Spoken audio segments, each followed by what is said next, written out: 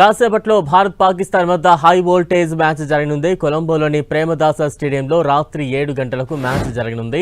T20 world cup లో దాయాది జట్ల మధ్య సమరం అంటే ఏ ఫార్మెట్ లో అయినా కనిపించే ఆసక్తి ఉత్సాహమే వేరు. టీ20 వరల్డ్ కప్ లో మరోసారి తాడో పేడో తేల్చుకునేందుకు భారత్ పాక్ సిద్ధమయ్యాయి. 2012 నుంచి వరుసగా ప్రతి టీ20 వరల్డ్ కప్ లో తలపడుతున్న ఇరు జట్లు ఈసారి కూడా తటస్థ వేదికపై తమ సత్తాను పరీక్షించుకున్నాయి. రెండు జట్లు తమ తొలి 2 మ్యాచ్లు గెలిచి జోరు మీదున్నాయి.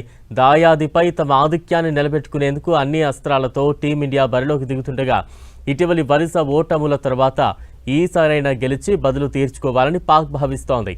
భారత బ్యాటింగ్ లైనప్కు సంబంధించి ఎలాంటి ఆందోళన లేదు. ఇషాన్ కిషన్, సూర్యకుమార్, పాండ్యా, దూబే తమ దూకుడైన బ్యాటింగ్ను ఇప్పటికే ప్రదర్శించారు.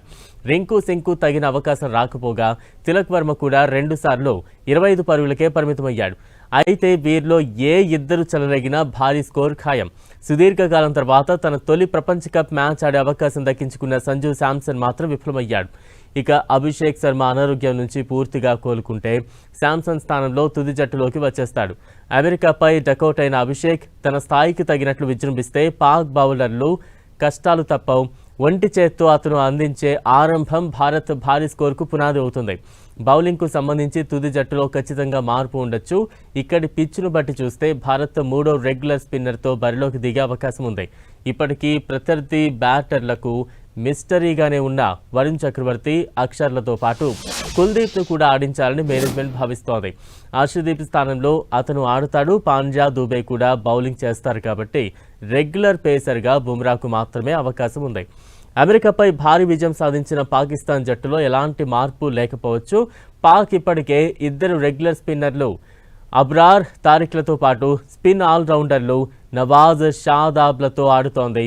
అవసరమైతే అయూబ్ కూడా స్పిన్ బౌలింగ్ చేయగలుగుతాడు. వీరిలో తారిక్ మినహా మిగతా బౌలర్లందరిపై భారత్ గతంలోనే తమ ప్రతాపం చూపించింది.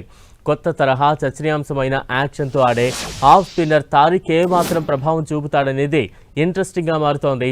పేసర్ షాహీన్ అఫ్రీది చాలా ఫామ్ కోల్పోయి ఇబ్బంది పడుతున్నాడు.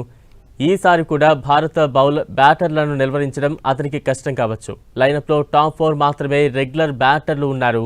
అయూబ్, కెప్టెన్ అగా ఆసియా కప్లో భారత్పై వరుసగా విఫలమవగా ఫర్హాన్ ఒక్కడే రాణించాడు.